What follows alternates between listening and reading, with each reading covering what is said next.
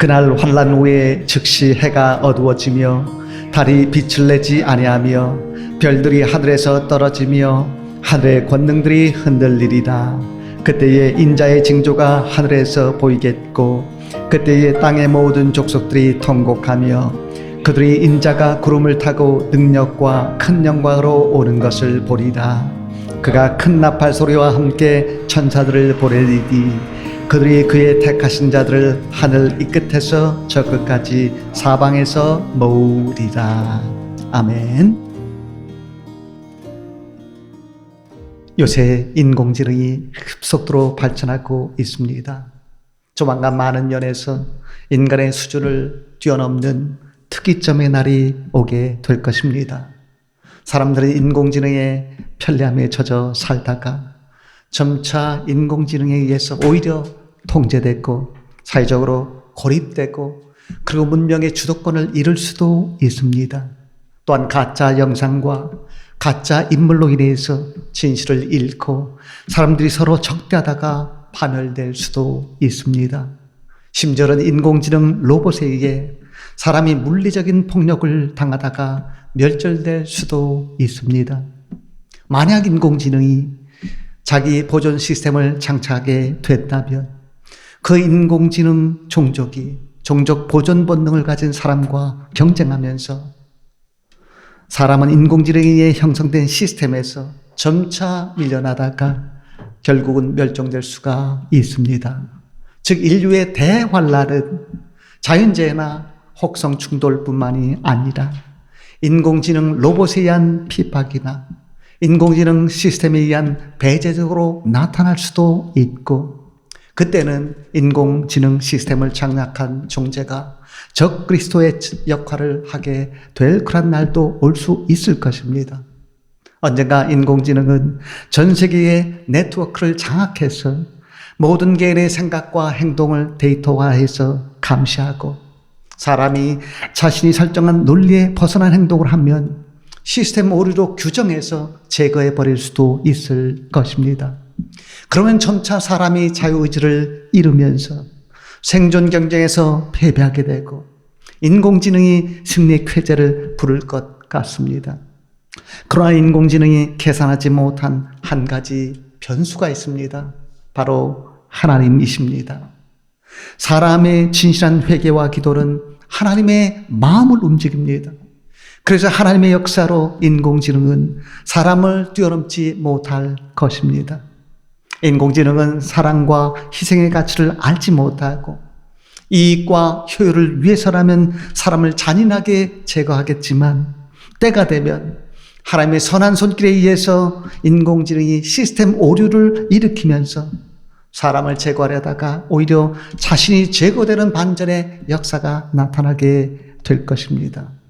아무리 인공지능이 급속도로 발달해도 그것이 전능한 신이 될 수는 없습니다. 전능하신 사랑의 하나님은 얼마든지 인공지능 시스템 통치를 끝낼 수 있습니다. 지금 인공지능의 발전은 사람의 상상을 초월하지만 하나님의 손길은 더욱 사람의 상상을 초월합니다. 절망적인 상황에서도 신실한 성도를 향한 하나님의 선한 손길과 하나님의 선한 섭리는 멈추는 법이 없습니다. 그렇기 때문에 아무리 극심한 대환란이 예상이 되어도 결국은 하나님이 승리하고 성도가 승리한다는 사실을 잊지 마시고 결코 내일의 희망을 잃지 마십시오. 앞으로 대환란이 어떻게 펼쳐질지 아무도 모릅니다. 상상을 초월할 정도로 빠르게 발전하는 인공지능의 역습으로 대환란이 초래될 수도 있습니다. 실제로 요새 인공지능에 대한 공포감을 가진 사람들이 늘어나고 있습니다. 어떻든지 간에 예수님께서 이 땅에 오시기 전에 대환란은 있을 것입니다. 그러한 대환란에서 살아남으려면 어떻게 해야 될지 오늘 본문을 중심으로 해서 4가지 원리 같이 한번 생각해 보기를 원합니다. 첫 번째는 하나님께 가까이 나아가십시오. 오늘 우리가 읽은 본문 앞에 본문 15절 말씀 볼 수 있기를 바랍니다. 그러므로 너희가 선지자 다니엘이 말한 바 멸망에 가증한 것이 거룩한 곳에 선 것을 보거든 읽는 자는 깨달을 진지어. 멸망에 가증한 것은 다니엘서 12장 11절에 나오는 멸망하게 할 가증한 것을 인용한 표현으로서 성전에 세워질 이교적이고 이단적인 우상을 뜻하는데, 그 우상이 멸망을 낳을 것이란 뜻과 멸망할 것이란 뜻이 다 내포되어 있습니다. 그리고 거룩한 곳은 예루살렘 성전 터일 가능성이 큽니다. 그렇다면 그곳에 세워진 우상이나 통치력을 가진 우상적인 존재가 멸망에 가증한 것이 될 것입니다. 즉 마지막 때에 예루살렘 성전을 중심으로 우상적인 존재가 등장하면 읽는 자는 깨달을진저라고 하면서 더욱 분별력을 가지고 종말을 대비하라고 말씀을 하셨습니다. 어떻게 대비해야 할까요? 16절 말씀 계속해서 보십시오. 그때에 유대에 있는 자들은 산으로 도망할지어다. 실제로 주후 70년에 예루살렘이 로마에 의해서 멸망당할 때 일부 성도들이 예수님의 이 말씀을 기억하고 산으로 도망쳐서 구원받았다고 합니다. 그러나 산으로 도망하라 라는 예수님의 말씀은 하나님께 더욱 가까이 나가라는 상징적인 뜻이 내포되어 있습니다. 삶의 위기 때의 최선의 해결책은 하나님께 더욱 가까이 나가라는 것입니다. 왜 하나님께 나갑니까? 하나님의 사랑이 궁극적인 문제 해결책이기 때문입니다. 이 세상에 하나님의 사랑보다 더 큰 힘은 없습니다.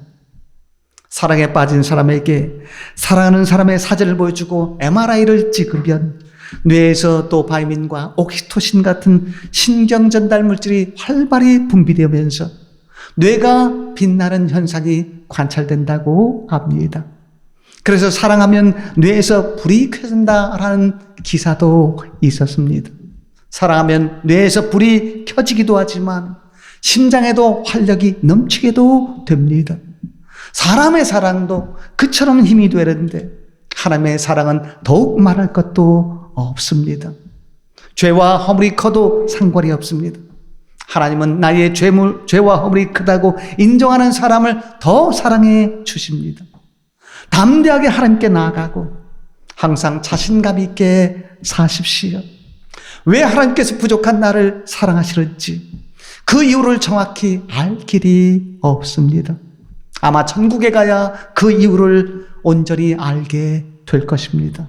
중요한 사실은 하나님께서 지금 나를 사랑하시기 때문에 내가 지금 말씀 앞에 있다는 사실입니다. 사랑의 하나님께 더욱 가까이 나아간다면 어떤 환난도 이겨낼 수 있을 줄로 믿습니다. 두 번째로, 대환난에서 살아남으려면 하나님께 힘써 순종하십시오. 본문 17절 그리고 18절 말씀 보십시오.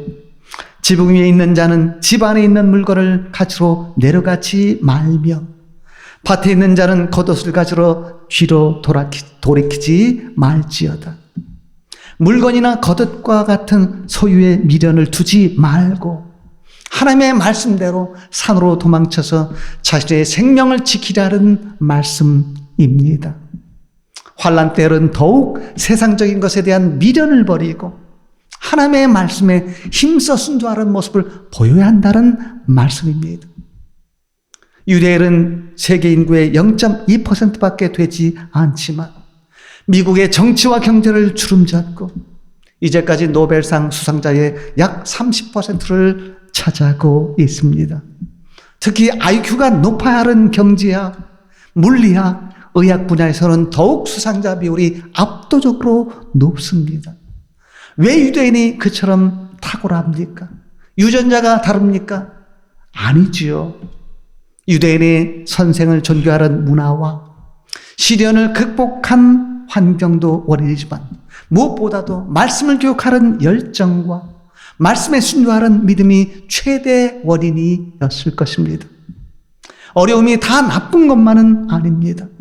겨울바람은 나무의 화려한 잎들을 다 떨어뜨리지만 나무의 기둥뿌리를 더욱 강건하게 만들고 거센 파도는 인생의 배를 삼킬 듯이 다가오지만 오히려 소래 항구로 더 빨리 인도한다라고 성경은 말씀하고 있습니다. 어려움을 믿음을 훈련할 좋은 기회가 될 줄로 믿습니다. 그 어려운 상황에서도 묵묵히 순종한다면 조만간 어디선가 반전의 역사가 나타나게 될 것입니다. 바울이 아시아의 비두니아로 가려고 할 때 하나님께서 그 길을 막으시고 유럽으로 이끄셨습니다. 그처럼 나의 길이 막힐 때에는 하나님의 다른 뜻이 있고 다른 계획이 있습니다. 내가 가고 싶은 곳으로만 가지 마십시오. 하나님께서 이끄시는 길은 내게는 더 좋은 길이 됩니다. 믿음이란 하나님의 뜻을 이루려고 내가 생각하는 최선의 방법도 포기하는 것입니다. 바울은 자신의 뜻을 포기하고 하나님의 뜻에 순종했기 때문에 유럽 최초의 신자인 루디아를 만났고 루디아를 중심으로 해서 빌립보 교회가 세워지게 되었습니다. 문제와 시련 때문에 너무 걱정하지 마십시오. 문제와 시련을 통해서 가볍고 계산적이었던 삶이 진중해지고 그리고 진실해지는 경우가 많습니다. 사람들은 마음의 상처를 줄여보겠다고 외모와 학력과 권력과 소유득으로 외피를 단단하게 만들려고 합니다. 문제는 그러한 외피가 오히려 사람의 내면을 더욱 연약하게 만들어서 그런 사람들은 대개 보면 계산적인 삶이 되고 가벼운 인생이 되는 것을 보게 됩니다. 가벼움이 느껴지는 가엾은 인생이 되지 말고 진실함이 느껴지는 진실함을 추구하는 진실한 인생이 되십시오. 하나님의 뜻은 나의 행복만 계산하지 말고 남의 행복도 계산해주며 살라는 것입니다. 나의 본능과 나의 현실을 극복해서 그 하나님의 뜻을 받으려고 하십시오. 하나님의 말씀에 힘써 순종하고 필요하다면 나의 소유와 나의 계획과 나의 결심까지 과감하게 내려놓으십시오. 나의 생각과 나의 길을 다 하시는 하나님의 순종, 하나님의 뜻에 순종하면 하는 일마다 기적적인 역사가 나타나고 가는 곳마다 성령의 열매가 풍성하게 맺어지면서 어떤 환난도 넉넉하게 극복할 수 있을 것입니다. 세 번째로 대환난에서 살아남으려면 하나님께 간절히 기도하십시오. 본문 19절 말씀 보십시오. 그날에는 아이벤 자들과 젖 먹이는 자들에게 화가 있으리로다. 왜 대환난 때 아이벤 자들과 젖 먹이는 자들에게 화가 있습니까? 도망하기 힘들기 때문입니다. 그래서 계속해서 20절 말씀 보니까 그 도망하는 날이 양식을 구하기 힘든 겨울에나 이동거리가 제한된 안식일에 있지 않도록 기도하라고 하셨습니다. 계속해서 21절, 22절 말씀 보니까 마지막 때의 대환란은 창세로부터 있었던 환란 중에 가장 무서운 환란이 되겠지만 그때도 선택된 자들을 위해 환란을 감해 주시는 하나님의 은혜가 있을 것이라고 말씀하고 있습니다. 그 은혜를 예비하려면 간절히 기도해야 합니다. 왜 예수님께서는 12제자를 선택하시기 전에 산에 올라가셨습니까? 기도하기 위해서였다고 누가복음 6장 12절 말씀은 전하고 있습니다. 예수님은 의미 있는 선택을 하거나 중요한 시점마다 하나님 앞에 엎드려 기도하셨습니다. 더 나아가서 종종 일상에서 벗어나 기도하러 산에 오르셨다고 표현하고 있습니다. 그처럼 때로는 일상의 자리를 떠나서 기도해야 나의 현재 위치를 파악하는 능력이 확대가 됩니다. 그리고 지혜를 얻습니다. 가끔 세상의 소리를 피해서 산에 올라가서 자연 만물을 보고 어떤 소리에 귀를 기울인다면 마치 진리의 소리가 들리는 것 같고 그때 간절히 기도하면 하나님의 소리가 더 들리는 것 같습니다. 결국 산이나 광야나 골방에 홀로 있으면서 간절한 기도로 하나님과 연결되면 환난을 이길 힘이 생기고 상처 입은 부분에 놀라운 회복의 은혜도 나타날 것입니다. 극심한 환난 중에도 세상에 무릎을 꿇지 않고 하나님 앞에 무릎을 꿇는다면 내가 결코 너를 떠나지 아니하리라 라는 하나님의 세미한 음성이 들리고 전차 그 음성이 현실이 될 줄로 믿습니다. 네 번째로 대환난에서 살아남으려면 적그리스도를 믿지 말라고 오늘 본문은 말씀하고 있습니다. 오늘 우리가 읽은 본문 앞부분 23절 말씀 보십시오. 그때에 사람이 너에게 말하되 보라 그리스도가 여기 있다 혹은 저기 있다 하여도 믿지 말라. 마지막 때에는 적그리스도가 곳곳에서 출몰해서 거짓된 기적과 환상과 거짓된 치유를 내세워서 영혼을 미혹한다고 24절 말씀은 전하고 있습니다. 그래서 예수님께서는 25절, 26절 말씀 보니까 그리스도가 광야에 있다고 해도 나가지 말고 골방에 있다고 해도 믿지 말라고 하셨습니다. 거짓된 종말론과 적그리스도의 손길에 미혹되지 말라는 말씀입니다. 아무리 극심한 환난이 예상되어서 마음이 불안하고 닥팔지라도 적그리스도나 이단교를 찾아서 예언받는다고 하거나 어떤 환상을 보았다고 하면서 어떤 은사를 받는다고 하면서 찾지 말라는 것입니다. 이단교주는 영혼을 미혹해서 가정을 빼앗고 재산을 빼앗고 그리고 자유를 빼앗습니다. 어떤 이단교주는 11조를 신약시대에 드릴 필요가 없다고 하면서 헌금 문제로 실망한 교인들을 기존교회에서 빼내간 후에 오히려 거짓과 실수로 그를 철저히 털어 먹습니다. 어느 날 한 목사는 참된 목자가 되어야 됩니다 라고 설교를 했습니다. 그러자 그 교회에 침투한 이단교인들이 미혹하는 말을 퍼뜨렸습니다. 목자는 예수님밖에 없는데 사람인 목사가 어떻게 목자인가? 사람을 우상화하는 설교다라는 그런 엉터리 논리로 영혼을 미혹하면서 교인들의 마음을 교회와 목사로부터 멀어지게 만들었습니다. 목사를 목자라고 한 것은 예수님이란 뜻이 아니라 작은 목자란 뜻입니다. 그런데 그렇게 교묘한 논리로 목사를 모함하고 교회를 흔들어서 영혼들을 빼내가고 때로는 교회를 통째로 접수합니다. 특히 이단교주는 대부분 종말론 교리로 사람들을 미혹합니다. 그렇기 때문에 마른 말씀과 바른 진리로 거짓된 모략과 거짓된 종말론을 잘 분별해야지 나를 지킬 수 있고 대환난 중에도 끝까지 살아남을 수 있습니다.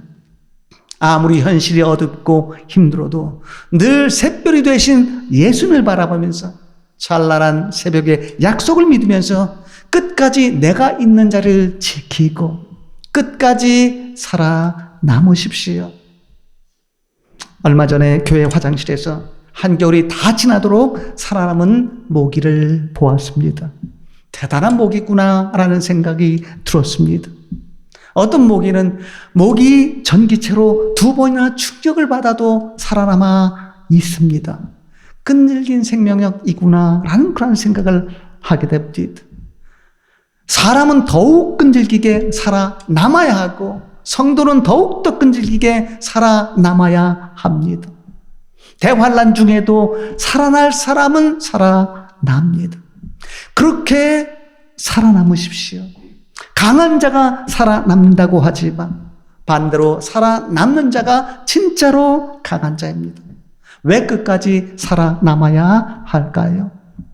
예수님의 재림 때까지 천국 확장을 위해서 조금이라도 더 헌신하기 위해서입니다.